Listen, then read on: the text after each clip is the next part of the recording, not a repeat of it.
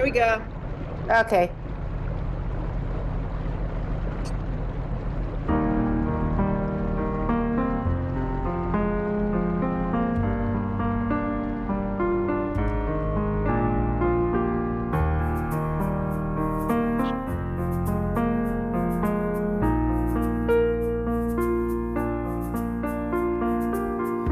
From the oceans to the rivers that flow, we must take care of them and not let go. For our children and those who watch over us, let's safeguard our waters with love and trust.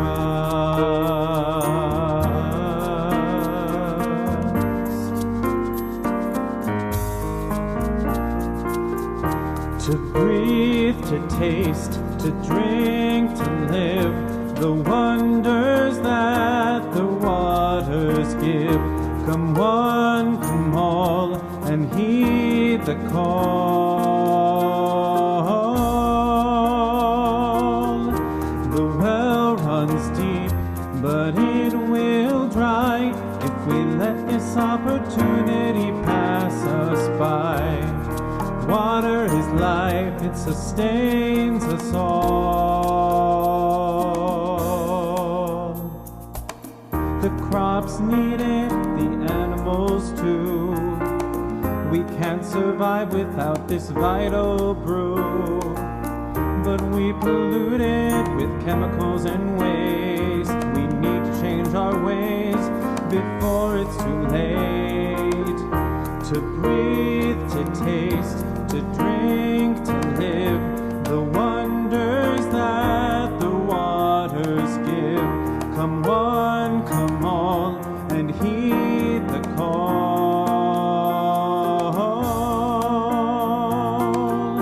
The well runs deep, but it will dry if we let this opportunity pass us by. Water is life, it sustains us all. We use it cleaning, to cook and drink, to nourish bodies, to help us think. But we waste it without a thought, polluting oceans, it's all for naught. Water, water, clear and blue, life on earth depends on you. From rivers to the mighty sea, your flow brings vitality.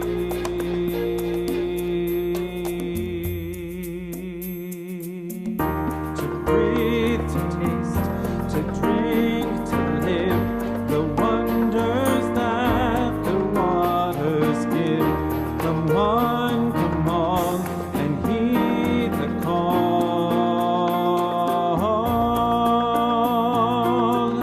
The well runs deep, but it will dry if we let this opportunity pass us by. Water is life, it sustains us all.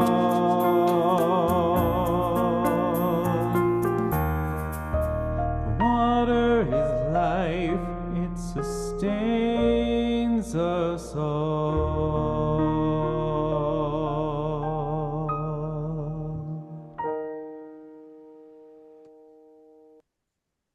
I love that song. It literally gives me chills. I think it's such a beautiful song. And the fact that the students wrote that, all the lyrics to that song, and Daniel was able to put that together is just a beautiful testament to the wonderful workshops that you provide, Miss Cindee, and the need for clean water. And so it literally gives me chills. So anyway, welcome, Cindee, and thank you so much for being here. And can't wait to get started and learn more about the importance of clean water.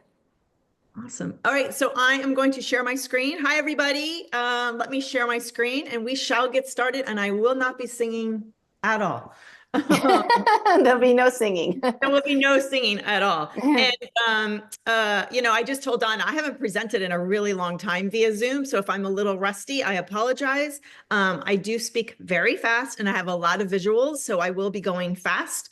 The emphasis for me is water, but as you'll see, I think through this presentation is that water and food are completely and totally connected. You can't have one without the other. So with that, here we go. Or not go. Are you guys, okay, here, hold on. Now I have, okay, sorry. So the name of my organization is called Formidable Joy. We are a very small grassroots nonprofit based in Los Angeles, California. But the sole mission of what I do is working in Malawi to provide people with access to clean water. So I know a lot of you are involved in the SDGs, and it's SDG 6, which is access to clean water. And what I wrote here is that we work with local in-country NGO partners or for-profit companies. And the reason that's important to the presentation today is because one of the NGOs that we work with, their sole purpose is providing people with, I'm sorry, not people, but students in schools, their one daily meal in school. So it's a way to encourage kids to go to school if they get their one daily meal. Donna, are you seeing everything? Is this okay? I am seeing Okay, I it. just want to You're make sure. doing fabulous. Okay.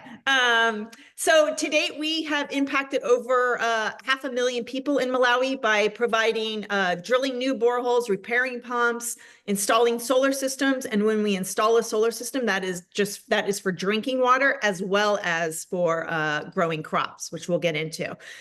So we supply water tanks and biosand filters. As you can see here, we've worked in many, many schools. I have been into hundreds and hundreds of schools in Malawi, villages. We work in hospitals. We work in the refugee camp, where we also have a new irrigation system for them as well. So we work all over Malawi. So there's a lot of ways that we can talk about how to fix the water crisis specifically, but what we really focus on is drilling brand new boreholes for people. And in that case, once you drill them a new borehole, which again, I'll show you in just a little bit, you get this right here, which is a hand pump. So it's very easy for people to pump their water and to have clean water. So a little bit about me. I have traveled all over the world. Traveling is my favorite thing. I always say that my love of travel led to my life of service, because of the 72 countries that I've been to, there was something, excuse me, there was something about Malawi that just kept calling me back. And, I just wanted to help these people. They're known as the warm heart of Africa. Excuse me. And so there's just this amazing sweetness to the people. And that was the one country that just called me back of all the countries I've been to. So let's dig into the water insecurity that there is around the world. And again, you'll see how it really correlates with food as well. Excuse me, I'm getting over the flu. So around the world, there are over 700 million people who lack access to clean water. But what's interesting is that's 1 in 10 people. But what's interesting is that it's 733 million people around the world experience hunger or food insecurity. So you see how the numbers are very correlated. So 1 in 10 for people without access to clean water, it's 1 in 11 of people globally who have food insecurity. And when you talk about food insecurity, what does that mean? So the definition of food insecurity is not having access to sufficient food or food of an adequate quality to meet one's basic needs. So just if you only had access to candy bars, that doesn't mean you're getting nutritious food. So they define that also as availability, accessibility, adequacy, acceptability, and agency. And agency means you have your free will to choose your food, to get your food. We'll come back to that. So these numbers add up to twice the population of the United States. Twice the population of the United States does not have access to clean water around the world and has food insecurity. So I show this image too to give you kind of an idea where the water crisis really affects people in the world. And it's almost always in lower income countries. That's not to say that people don't struggle in the US with food and water issues. But now let me show you what the hunger crisis looks like. It's almost identical. These two images, you see the dark blue, you see the dark blue. So the hunger crisis is also in lower income countries, mostly in sub-Saharan Africa, where you'll see the dark blue. And you'll see Malawi. I don't know if you can see my cursor, but this is Malawi way down here. So that is one of the countries that suffers. So once again, I'm going to show you the comparison of the water crisis to the food crisis. So why do people have water insecurities and scarcities? Droughts, lack of rainfall, animal pollution. You're sharing the same water sources with animals as you do for drinking. Economic scarcity, corruption, population growth, climate change. So 80% of people who lack access to clean water actually live in sub-Saharan Africa. Now, what are the reasons that there's food insecurities? Look at this, almost the exact same reasons. Climate change and extreme weather. Climate change can mean there's too much water, there's not enough water, not enough rain. El Nino, which affected Malawi, which caused a drought, which meant that if there's a drought, so this is a perfect example. I took this picture in Malawi. It's before the rains are coming. So here is just an empty plot of land that nobody's using because they don't have access to water. There's no irrigation, so there's no rainfall. So all of this, all of this land is kind of wasted during 6 months of the year when there is no rain. So there's rising food costs. There's a weak economic growth. There's poor soil fertility and loss of harvest loss, post-harvest losses, which means that maybe you lose 30% of your crops because they go bad or there's bugs or, all kinds of reasons. So in Malawi specifically, they have very poor soil conditions because they can't even afford fertilizer. So if you're making less than $1 a day, less than $2 a day, you can't spend your money on fertilizer. You simply don't have it. So again, I'm going to flip-flop between water and food. Here's an example of what this woman just went to collect water. This is her nearest water source. And the quality of the water, as you can see, almost looks like a milky coloring. So one, you have to imagine that that's all you have to drink, but also that's what you're cooking with. So your food is made of that water as well. Other people, sometimes they have to dig for water till they hit the water table. So this is an old riverbed. So they'll dig and dig and dig until they hit the water source, and that's how they get access to water. Here's another example of that milky water. One of my partners was invited to lunch one day, and they said, we're going to make you sima. That's the food that's very popular in Malawi. And he's like, great. And then they took him to the water source, and he's like, oh, wait. I think I'm going to pass on lunch, because they were going to cook his lunch today with this water that they had just collected. We talked earlier about how, they're sharing the same water source with animals as the same that you're drinking. So, there's animal feces. But again, if this is all the water that you have access to, this is what you have. I've shown this video before, but this is a school's water source where they just have an empty open well. So let me just show you what it's like for these girls.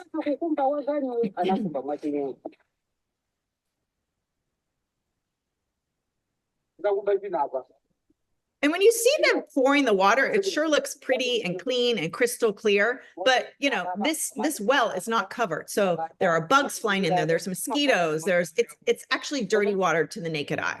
So around the world, every 90 seconds, somebody dies just because of water-related diseases. And again, remember we just talked about how you are eating the same food with that dirty water. So I am going to spend about 5 slides just talking about water in general, because, you look at the world and there is water everywhere, right? Everything we see is water, but we can't use all of that water. So 70% of the Earth's surface is water, but only 3% of the Earth's water is drinkable. And so why is that? What does that look like? So of the 3% of the water on Earth, 97% of it is salt water. The rest of it comes from ice and rivers, groundwater. So what we really focus on is that, see that 22% groundwater? That is what we focus on. We focus on 22% of the 3% of the water that's even available. Otherwise, 77% of it is frozen. It's in lakes. So you just can't get to it. So when we drill boreholes, we are focusing on that 22%. Now, very much as food and water, it's very much a women's issue, because culturally around the world, it is women who are responsible for collecting water each and every day for their family.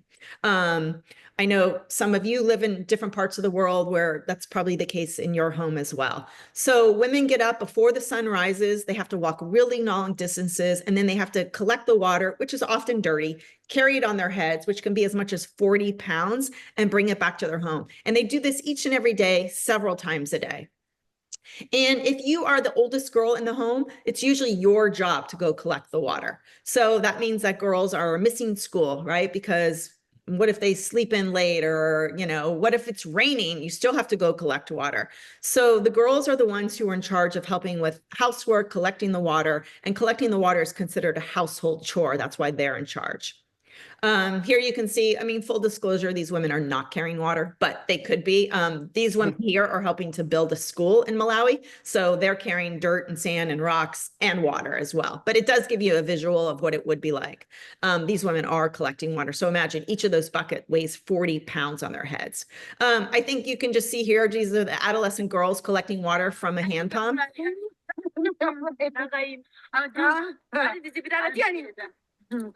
They make it look very easy. It is impossible to put this water on your head.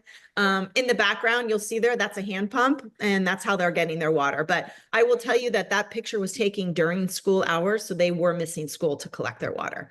So, you know, people say, how do they collect this water? How do they carry 40 pounds on their head? And it's because you start them young. So you see the little girl on the bottom left, you know, she starts by carrying a small bucket, and it just grows and grows with her as she gets older. And you can see the little girl on the right, she can't be more than maybe 8 years old carrying that 40-pound bucket.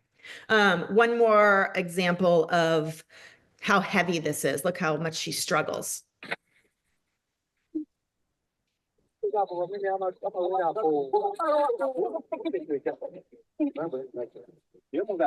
I do not recommend trying this at home. It's truly impossible. Okay, so let's talk a little bit Malawi, because that's where I know the most, work the most. I've been to Malawi. I think I'm at like 27 times now. I usually go several times a year and stay about 4 to 6 weeks at a time. So Malawi is this tiny country. It's a landlocked country in between Tanzania, Zambia, and Mozambique. The population is currently 21 million people, but they're expecting that to double or to get to at least 30 million by 2030. It's a very young population. Half the population is under the age of 15. And also it's one of the poorest countries in the world. 70% live in poverty. Only 8% of the entire country has access to electricity. So, you know, when the sun goes down at night, it is pitch black until the next morning. The numbers, once again, are correlating with water and food. About a third of the population lacks access to clean water, which is just over 6 million. And as you can see here, it's also 5.7 million people who lack food, food insecurity. So, you know, across Malawi, they rely on these boreholes, which 61% of people rely on boreholes. Here's a picture of kind of a typical village. As you can see, you know, I'm not trying to just continue to talk about poverty or exploit anybody. I'm just letting you know the true realities of where I work. I want to show this picture. This is me kind of landing in Malawi during the summer. And the reason I'm showing you this is because look at all that land. So all of that land that cannot be used because there is no water. There's no rainfall. So this is summer. So look at just, here's a little.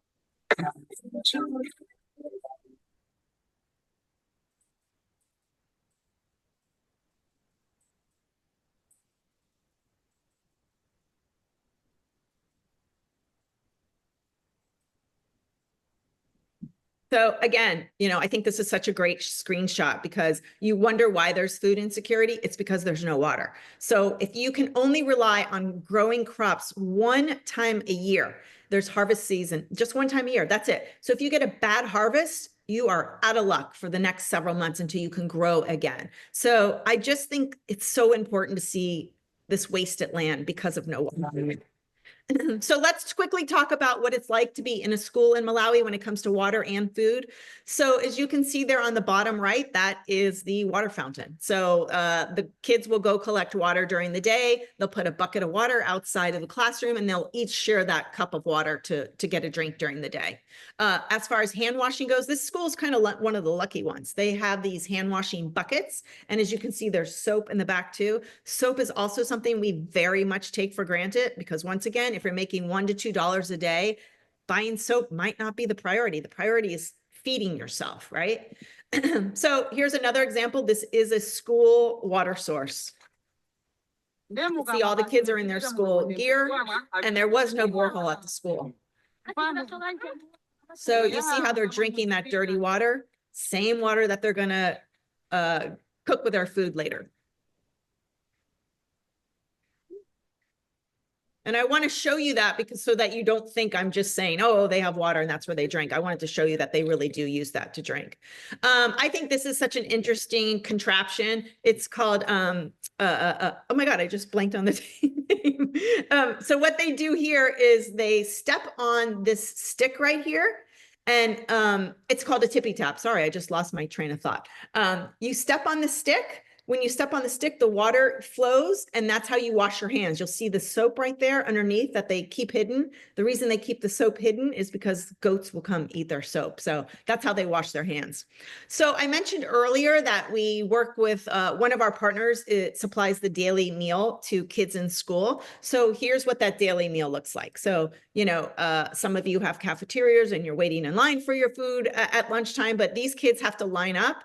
There could be thousands of kids in a school, and they line up with their cup that they're given by the local NGO. And each day they are lined up, and then this is what the food that they're served. So it's a mixture of corn and sugar, and there's vitamins. The main staple food in Malawi is maize, aka corn. So when you are living in extreme poverty, there are many times that this is your only meal of the day. And it's a very genius way to think about it. So they think, okay, if we feed kids at school, they'll come to school, because parents can't afford to feed their kids. So they're looking for any way to keep their kids out of school to help them in the fields so that they can have the harvest. Here, I don't know if this is, oh, it's a video. Yeah, here's how they're making it. The ingredients, it's soybean, soya, and the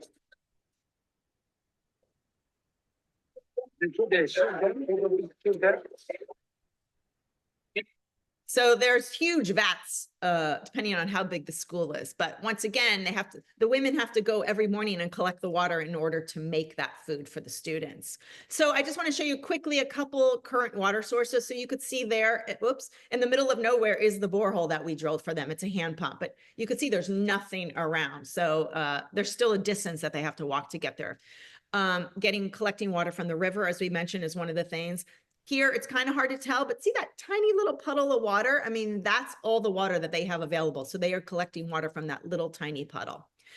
Sometimes you have access to water, but the congestion is what can keep you there for hours. So you see that line of buckets, wherever bucket you are, if you are that, green bucket in the back, it's not your turn to collect water until they go through all those other buckets. And then again, you have to do this several times a day. And this is typically the moms or the older girl who are doing this. All right, so we talked about all the problems. Let's talk about the solution, because the solution for access to drinking water and food is very similar. So what we do is we drill these boreholes like I've been telling you about. So what does that mean? This is how you get people clean drinking water. I'm going to show you. Ready?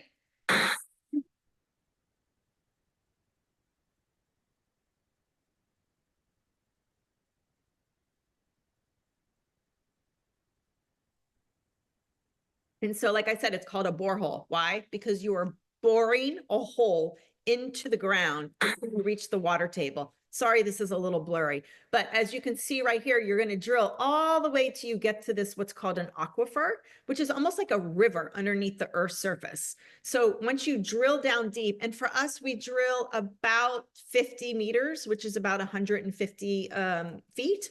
That's where you reach all of this clean water that's living there, and that you just can't have access to.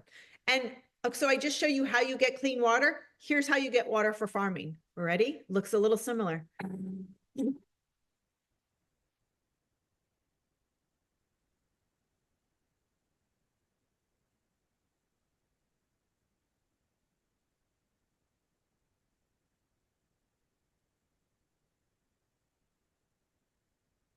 So that's, it's the exact same process. We have to drill down, find that water underneath the Earth's surface.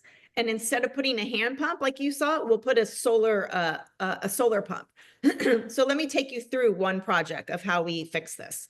So this is a before, and you actually won't get to see an after until next year, because we just put this system in.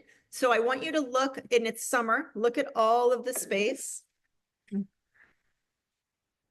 All of that farmland.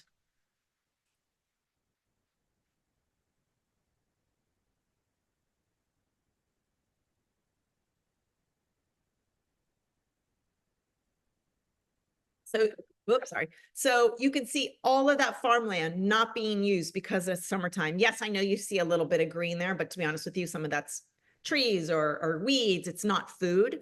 So what we do, step one, you drill that borehole that you just did. Step two, you manufacture this giant tank stand that holds these tanks. Each of these tanks is 5,000 liters. So the borehole will then connect to these via a solar system. So we're really relying on nature, right? So the heat of the sun is going to heat up these solar panels. Here, this is a better shot. The heat of the sun will heat up the solar panels, which will trick the pump to turn on, starting the water to flow into those water tanks that you see. And then from those water tanks, it goes in the water tanks and comes right back out through hydrants. So way in the distance, as you can see the panels. Excuse me. The community isn't responsible for digging all of that excavation because now we have to lay pipes, right? So the pump is way over there by the panels. The pump will be triggered once the sun hits those panels, pushing the water through those pipes, excuse me, and then up to the tanks and then into the hydrants for water. So we took this picture purposely and we call it the picture of nothing because we want to come back 1 year from now and show you how 1 year from now you see nothing, but and you can see kind of like below my hand, you see a hydrant, like that's where some of the water will come out. Over here to the left of him, you see some of the hoses. So there's nothing here because they have no water. They cannot grow anything. This is 10 acres of land that was given to us by the community because they're so desperate for food and water. Here's another system that we actually put together at the refugee camp.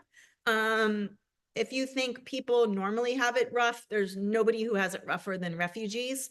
So they have to line up just like you see the kids who lined up to get their food that's given to them by the government. So what we did here is we took 5 acres of land and we drilled a borehole, installed the panels, the pump, and the tank.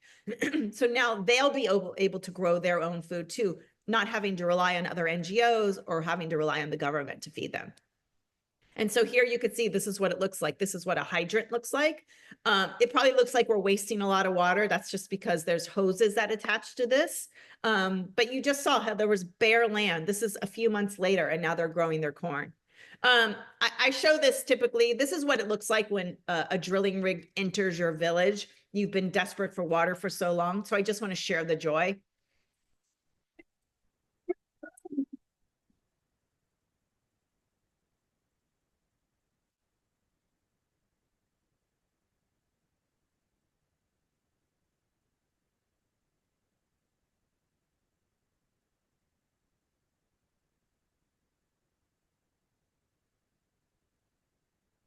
I show that because it's just pure joy. Imagine that you have no access to water and these, ugly, beat up looking drilling rigs show up in your village. And the name of the organization's Formidable Joy because it's named after the people of Malawi because they are so full of joy. And that's just a perfect example.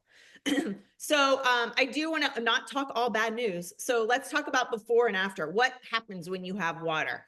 These are all real projects that we worked on. So before, remember how we talked about that milky, disgusting water? Once they received access to clean water, you can see how it's all clean and crystal clear. All of our water is tested to make sure that it really is clear because I spoke earlier about how water can look clean, but it's really not. Here's an example. This is actually at the refugee camp. This is the before. There is bone dry, nothing is alive. And then after we installed water for them, this is the beautiful maize, which is corn that they are having now. I think this is an amazing shot. To the right, look how beautiful and green it is because they have access to water. To the left, these poor farmers who are not part of our scheme have nothing. They have to kind of look next door to see how everybody's growing stuff, but they can't. And if you look down here at the bottom, I'm sorry, I don't know if you could see this, but there's a hydrant right there. So there's how some of the water is getting out. I can't tell if there's a hose attached, but they do attach these hoses every so many feet. Here's another one here. It's hard to see. But I think this is the perfect example of water, no water, food, no food. you know? This is a before. These poor kids were having to collect water down below, having to dig. And you could see we put a solar water system here for them as well. It wasn't for food, but it could be, obviously, but this was for drinking and for showering. Another before, this is also at the refugee camp. And the reason I'm showing this so much is because this is one of our newest projects. You could see nothing. And then here's what it looks like. So this, like I said, this is maize. And I'm going to play this because I walked through and look how tall the corn is.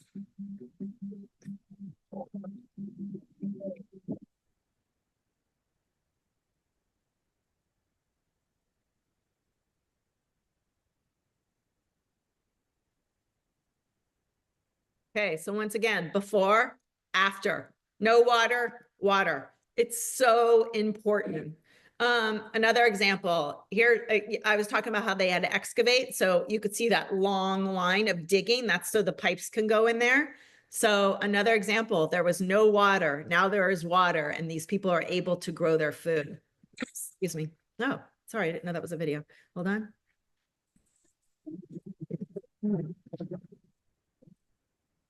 Look at all that beautiful water. I wanted to show you this because once you have water, you can also have a variety of crops. So here they're planting cabbage, it looks like. And you could see she is using the hose. Like I talked about, we connect hoses to these hydrants. So now you can have crops that are different than just maize, because I don't know the exact number, but I would say 90% of the meal that is eaten in Malawi is some sort of maize-based, corn-based. And you can see this is what they've grown ever since they had access to water. There's potato and cabbage and tomatoes and groundnuts, which are peanuts. And you get variety in your diet now. Another example of a before and after, again, same a different village that just this muddy, disgusting water is what they were drinking with and cooking with, now has access to one of these hand pumps. Before a little tiny stream, after one of these hand pumps. And I didn't get a chance to show you guys. So here's how easy the hand pump is to work.